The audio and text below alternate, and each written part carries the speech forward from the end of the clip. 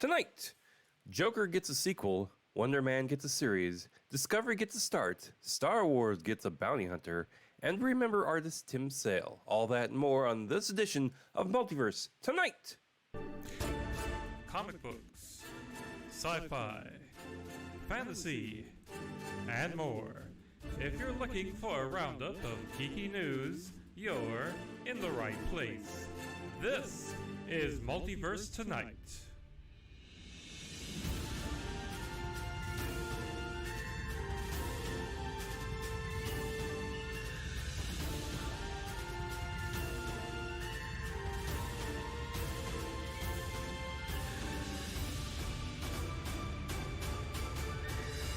And here's your host, Thomas Townley. Well, hello everyone, and welcome to this edition of Multiverse Tonight, episode 166. I'm, of course, your host, Thomas Townley. Of course, might be hard to tell. I mean, I sound way deeper than I normally do. Fun story. Well, actually, not a fun story. I got a bit of a nasal summer cold, type infection, sinus infection in my upper respiratory tract. So it sounds terrible, but I'm feeling better than I did when this started, which was back on Thursday. So so picture this: day before, I have to go set up for Smallville Con, which I'll cover here in a second. I start feeling like crap, basically. And of course, the first thought goes, "Oh crap, it's COVID." No, took the home test. Don't have COVID, so it's just a regular old sinus infection. So I've been taking Umca. I've been taking medicine to help get over that. I'm probably 90% of the way there, but the stuff in my chest is going to take a while to get out, because once it gets in there, it roots around. So it's just a matter of working over. But as I said, this weekend went to Smallville Con in Hutchinson, Kansas, aka Smallville. They always rename for the weekend. We had a nice time. I set up a table there. I set up the table the past this year and the year before. Of course, we didn't have it for the past couple of years because of COVID. But yeah, I set up my table. I also decided I had a lot of Loot Crate stuff sitting around, so I boxed those up into individual boxes, took them there, and sold them, because I had a vendor's table, so I had a right to sell stuff. Sold for $5 a box, which is way undercutting probably anyone else. You're probably asking for $20, $30 for the box. I just want to get rid of this stuff. I mean, it's all nice stuff. It's all the Loot Crate items that I personally didn't care for, but I wanted to go to a nice home, so $5, that's good enough. Probably could have asked for 10, but that's neither here nor there. And did really well. Did so well that I had a little left over that didn't have empty boxes to put into. So I thought on Sunday, well, let's garage sale this. So went back there, put on my little erasable board three items for $5. Sold almost all of it. Came away with $165. So I got more than I need for the next year's table. So that's a good thing. Had a nice time. Didn't do any interviews because, I sound like crap. I feel like crap. I don't want to do interviews, but met a lot of nice people. If you're listening to the show and you saw me at the con, thank you very much. Here, Multiverse Tonight is a show about, of course, all your geeky multiverses: DC, Marvel, Star Trek, Star Wars. All the news that we as geeks love to talk about. This think about this like the comic book shop. Okay, you go in, talk talk to the guy at the counter. The guy tells you all about the latest gossip, latest news, stuff like that. Except I don't deal in gossip. I deal with news.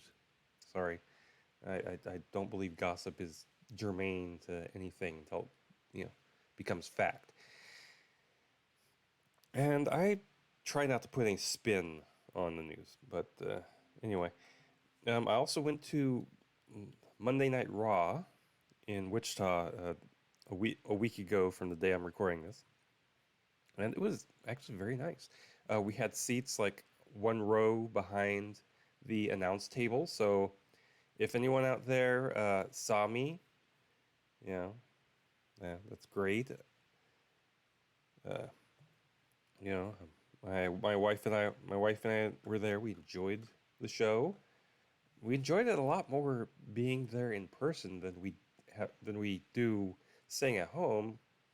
Of course, it might be because I wasn't drinking, you know, and wasn't distracted, so boredom didn't set in quite as much. But anyway, had a good time. Anyway, I've gone on long enough. Let's get on to some DC Comics news. Gonna start a little differently today.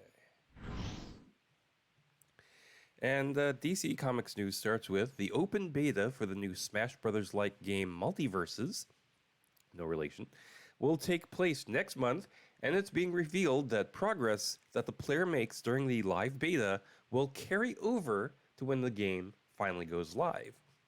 For those unfamiliar with Multiverses, it's an upcoming fighting game featuring characters from various Warner Brothers properties. At launch, the game will feature such icons as Superman, Batman, Wonder Woman, Shaggy, Bugs Bunny, and more. Now, rumors are suggesting that the roster could be adding people like LeBron James in the future, as well as Gizmo from the Gremlins franchise, but nothing concrete. So, take that with a little grain of salt. Multiverses is set to be released later this year on PlayStation 4, PlayStation 5, Xboxes One, X and S, and PC.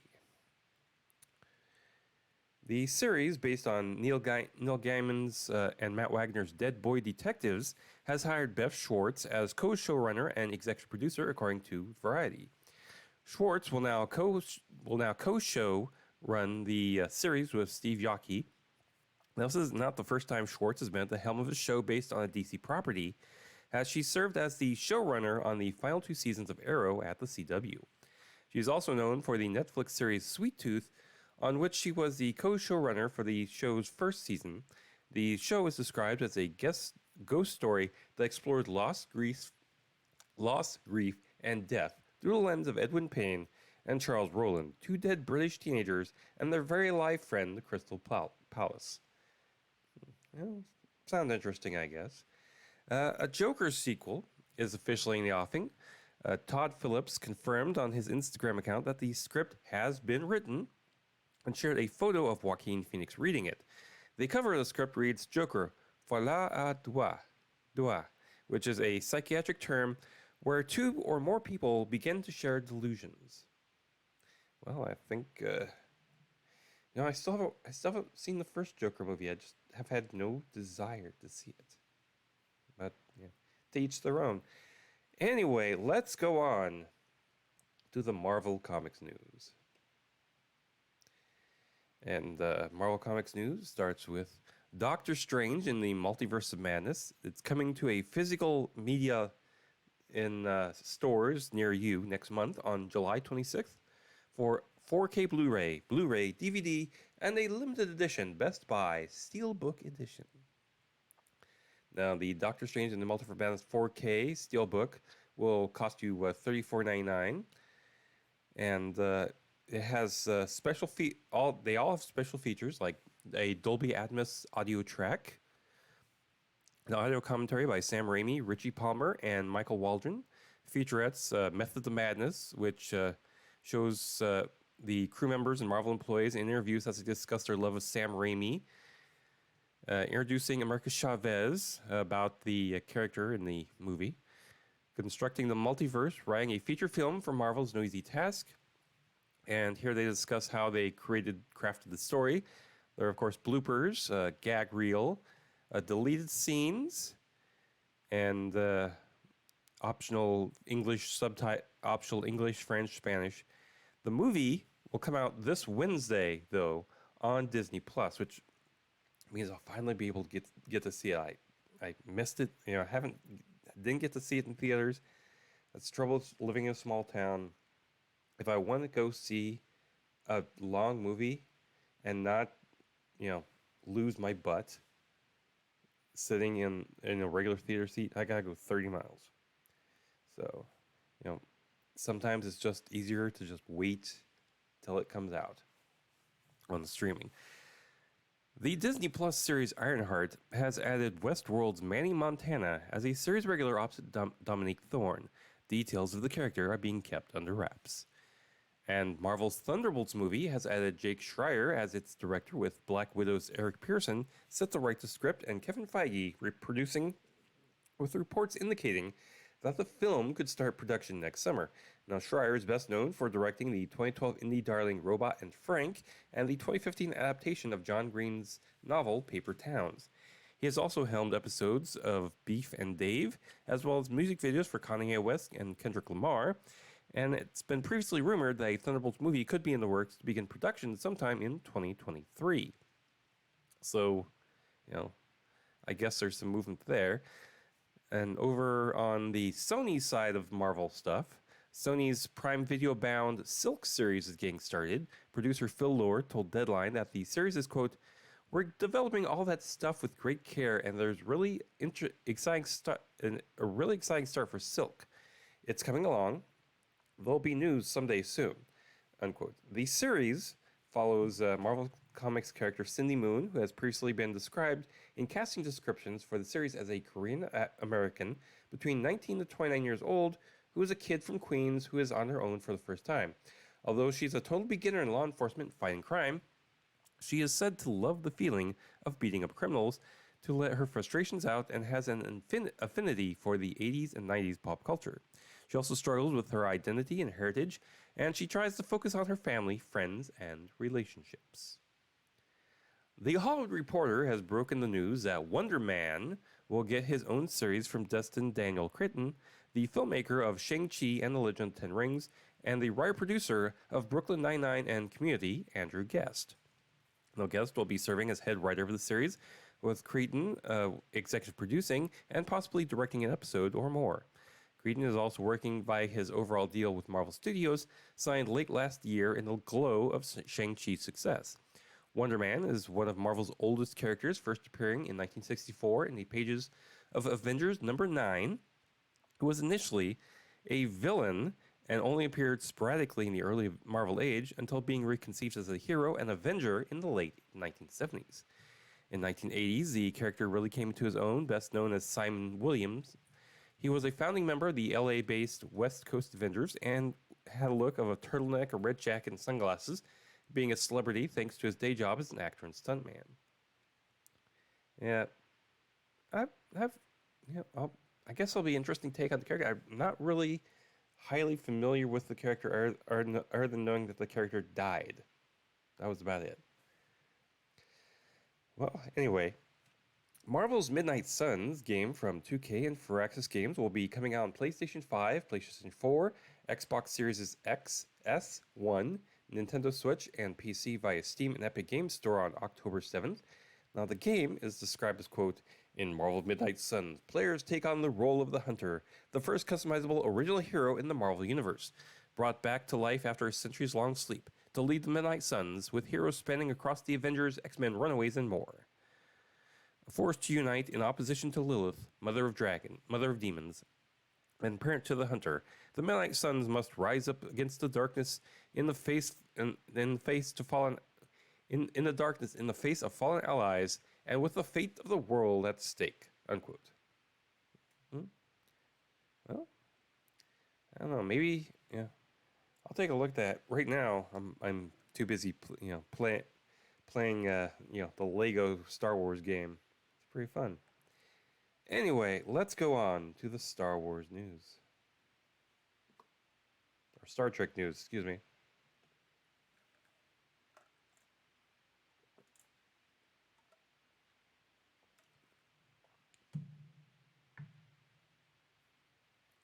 Star Trek news begins with Star Trek Discovery Season 5, which has just started filming. Showrunner Michelle Paradise on Twitter announced the start of production with a photo of an orange cone with a quote, Day 1 of hashtag Star Trek Discovery Season 5. For those asking for spoilers, I'm happy to announce that Orange Cone is indeed returning, and she brought her conelings with her. They did a great job staying quiet and still during takes. I managed to sneak some peeks. Shh, don't tell. And while we wait for Discovery, Kate Mulgrew is very interested in returning as a live-action version of Catherine Janeway. Now, currently, she's come back as a hologram version and a living version in the animated Star Trek Prodigy, and as a mirror universe version of herself of Janeway for Star Trek Online. Speaking with comicbook.com to promote Showtime's The Man Who Fell to Earth, she responded to a question on if she would make a surprise appearance in Picard's final season. She replied, quote, well, I think Picard is done unless I'm quite mistaken. And no, she's not mistaken. I think they finished, but it's not likely that Janeway will show up on Picard. But who knows what will happen to her in the future. There seems to be, as I said to you earlier, a tremendous resurgence here, a rather vital one. So for the first time, I'm actually looking at it with new eyes. I wonder what would happen if Janeway were to come back to live action, unquote. I gotta say, just a side commentary here, comicbook.com, please be aware of things before you ask questions. Don't ask questions, don't ask questions and they're going, yeah, I think that's already done. I mean, she could come back for Janeway for another series, but no, not Picard. They pretty much shot the third season of Picard concurrently with the second season. So anyway, and let's get on with this. Let's stop this editorializing and go on to some Star Wars news.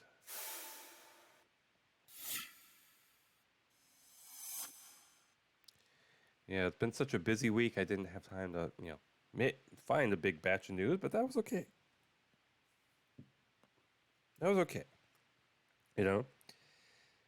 You make news with the news you have. You don't make up the news. That'd be Fox News. Taika Waititi, the director, creator, and actor, is planning a different kind of Star Wars movie. In a recent interview with Total Film, saying, quote, look, I think the Star Wars universe it has to expand. I don't think that I'm any use in the Star Wars universe making a film where everyone's like, oh, great, well, that's the blueprints to the Millennium Falcon. Ah, that's Chewbacca's grandmother. That all stands alone.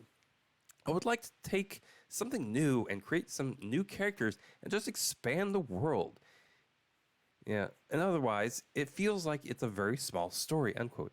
In other words, he wants it to be set in the Star Wars universe, just not with, the characters, planets, that we're familiar with. It's a big galaxy.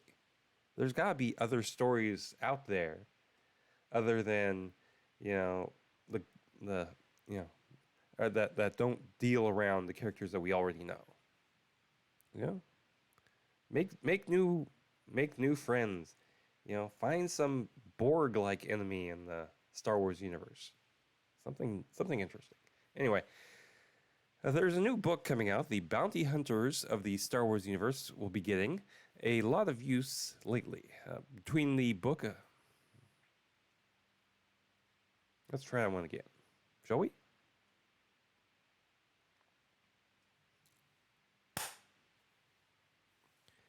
The Bounty Hunters of the Star Wars universe are getting a lot of use lately. Between the Book of Boba Fett and The Mandalorian, we've seen plenty of hunters. A new illustrated in-universe guide to the Bounty Hunters of the Star Wars universe aimed at children is coming out in November to help fill in some knowledge. Star Wars, The Secrets of the Bounty Hunters is a hardcover book by author Mark Sumarek with illustrations by Sergio Gomez-Silvan. Now, here's the blurb, quote, join wily pirate Hondo Ohnaka to learn about the galaxy's shadowy underworld in Star Wars, The Secrets of the Bounty Hunters.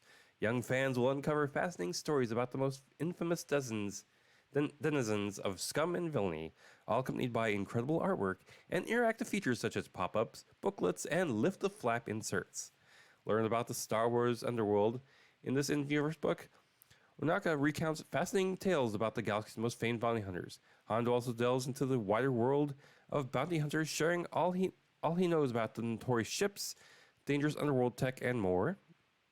All of your favorite characters, spanning films, television shows, books, comics, and video games, including such bounty hunters as Boba Fett, Din Djarin, Fennec Shand, IG-11, Zam Wesell, Cad Bane, Aurra Singh, Bosk Dengar, and more. And amazing original illustrations. Beautiful illustrations that will enthrall child and adult readers alike, complete with a frameable 11 by 17 poster of the cover art. This book is the ideal gift for any Star Wars fan. Unquote. Now, the book comes out on November 1st and retails for $27.99. Some new Star Wars Lego sets were revealed at LegoCon 2022. Revealed was an ATE Walker, which includes 5 Lego minifigures, Commander Cody, a 212 clone gunner, and 3 212 clone troopers, to pit against 3 battle droid Lego figures and a buildable dwarf spider droid, plus assorted cool weapons. Also shown off was a Lego version of Cad Bane's ship, the Justifier. The 10,222-piece set has a rear engine that folds up and down for flight and landing, a detailed cockpit, spring-loaded shooters on the wingtips, and a laser jail cell to imprison Omega. There are 4 Lego minifigures of Cad Bane, Omega, Fennec Shand, and a Hunter, with cool weapons and accessories, plus a Todo 360 Lego droid figure. Now, it's also revealed at the con that Lego Star Wars, the Skywalker Saga, crossed the 5 million player mark, and I am one of those players. I'm really enjoying the game. You should all go out and get this game. It's really fun. Anyway, let's go on to some good old-fashioned geek news. Geek news begins with Sesame Street,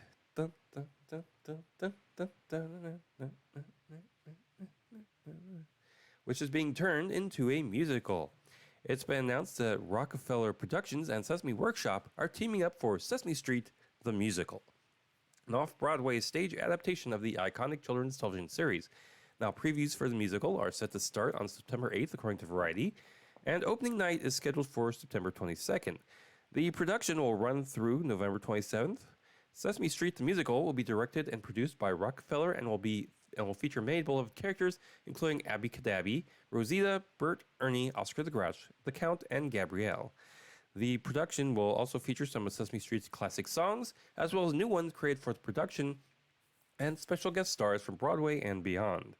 A full cast for the production has not yet been announced, but is expected at a later date. Rockefeller Productions specializes in family entertainment and has previously done productions that include the Very Hungry Caterpillar Show, Paddington Gets in a Jam, and Disney's Winnie the Pooh, the new musical stage adaptation at Theater Row. Well, I've always liked the music of Sesame Street. Yeah, it's always one of my favorite things.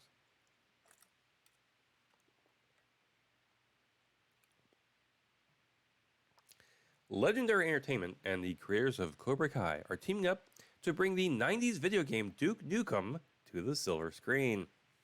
The game has become a billion-dollar franchise since its inception in 1991. However, it's a long ways from getting in front of a movie camera, as a writer has not been hired yet. We're getting a new Sleepy Hollow retelling. Paramount and Lindsay Beer will tackle the project. Beer will write, direct, and produce alongside the Todd Garner and Spencer Walken of Broken Road Productions. The last time the classic American tale was made for anything was for the Fox TV series last decade. No details are known at this time. TNT's Snowpiercer series will end with the upcoming 4th season, according to a TNT network spokesman. Quote, "We can confirm that Snowpiercer will end after a successful multi-season run on TNT. Its talented writers, actors, and crew took an extraordinary premise and brought it to life in thrilling ways. It was critically acclaimed and had significant impact on the post-apocalyptic genre, and now remains in the hearts and minds of fans forever." Unquote. Disney's next live-action version of a Disney animated movie will be Hercules. Hercules. No, not that Hercules. Guy Ritchie, did the live adaptation of Aladdin for the studio, has been tapped for this adaptation as well. The film will be produced by AGBO, the production company run by Avengers Endgame directors Joe and Anthony Russo, and the studio is in the process of hiring writers after Dave Callum wrote a first draft script. I've just not really been a fan of live action Disney animated movies. They're just not my cup of tea. I like the animated version better. Netflix has set a premiere month for Dragon Age Absolution. The series, based on the game of Dragon Age. Try this one again. Netflix has set a premiere month for Dragon Age Absolution. The series is based on the game called Dragon Age from BioWare, and will be set in Tevetir, and will feature an ensemble of new characters inspired by Dragon Age lore, including elves, mages, knights, Quinari, Red Templars, demons, and other special surprises. The series will drop on Netflix in December.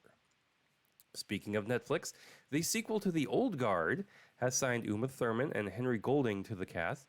They're set to star alongside returning cast members Charlize Theron, Kiki Lane, Matthias Schoenaerts, Marwin Kenzari, Luca Marnelli, Veronica Nago, and Chetwal Ejiofor.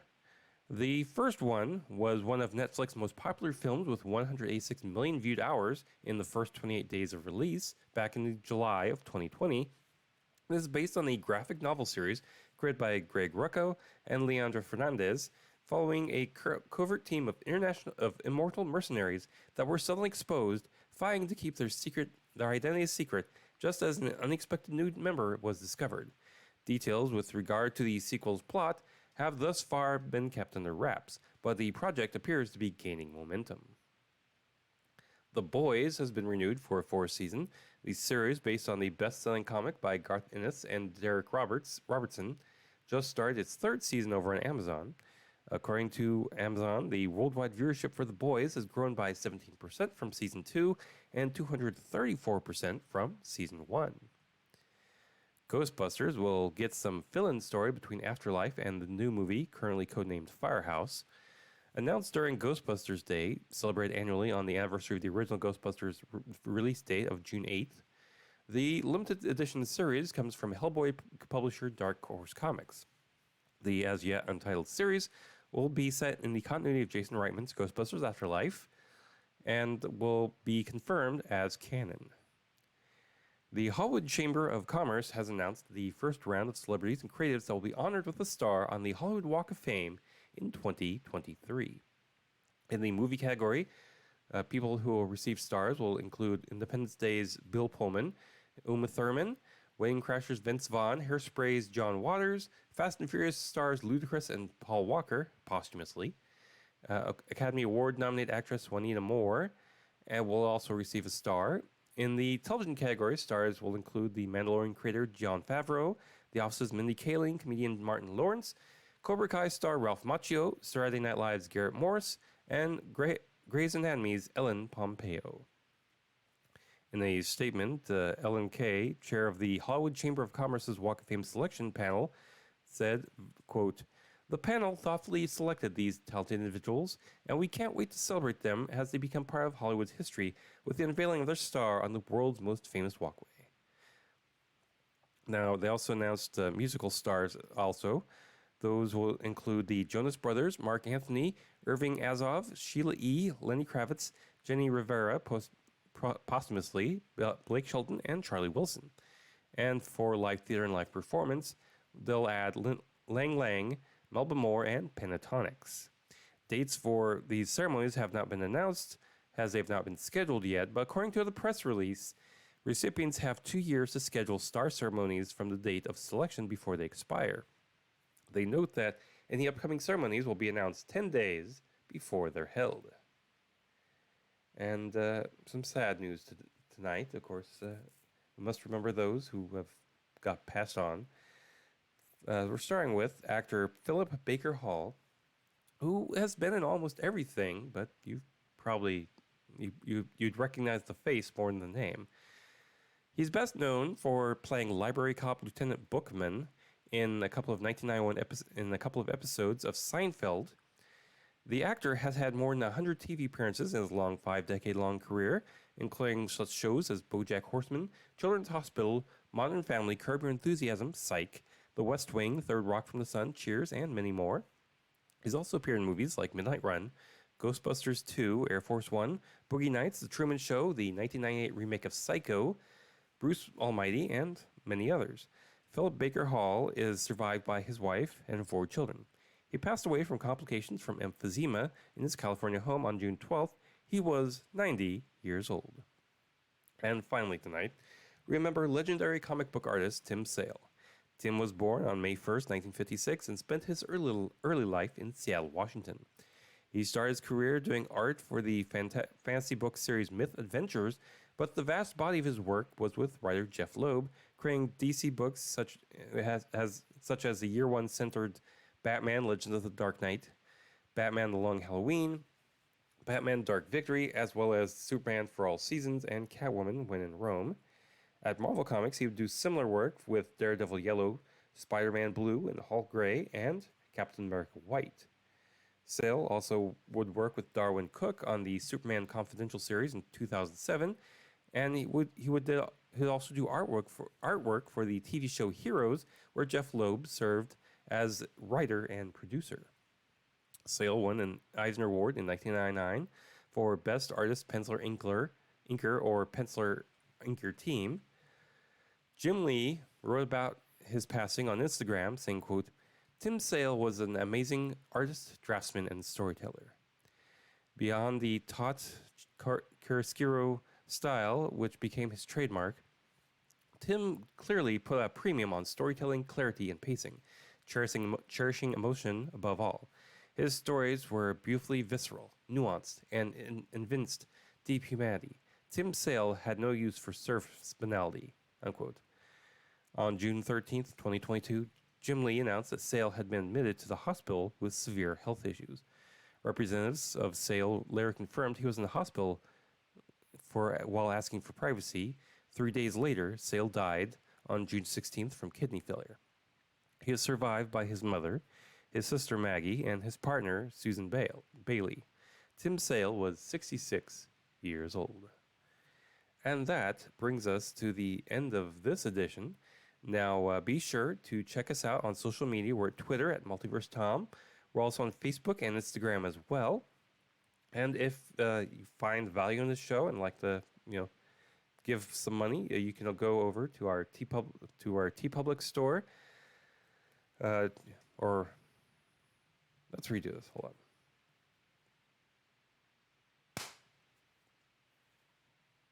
And that brings us to the end of this edition. Now, please be sure to check us out on social media. We're at Twitter at Multiverse Tom. We're also on Facebook and Instagram as well. And if you'd like to contribute to the show, financially to the show, check out the show notes. Visit our TeePublic store to get T-shirts and more, and a lot. So head on over to multiversetonight.com. That's multiversetonight.com. If you're a subscriber, thank you very much. Enjoyed telling you the news for these past 4 years. We just passed 4 years this month, so congratulations. Be sure to share us with your friends. If you're brand new to the show, thank you. Thank you very much for listening to the words I say. Please be sure to subscribe. If you think there's something I could do different, leave some feedback. Or if, let me know how we're doing. I can't really change unless I know what I'm doing wrong or what I'm doing right. Special thanks to Shane Ivers for the intro music and to Lobo Loco for the outro theme music. Now, thanks for watching this edition of Multiverse Tonight. We'll be back in 2 weeks with more sci-fi and comic book news. Now, please exit the universe in an orderly fashion. Good night.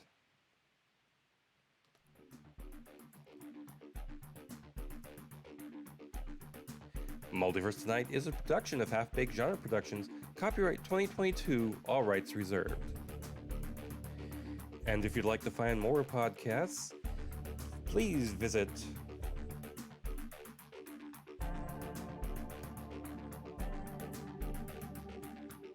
your local library.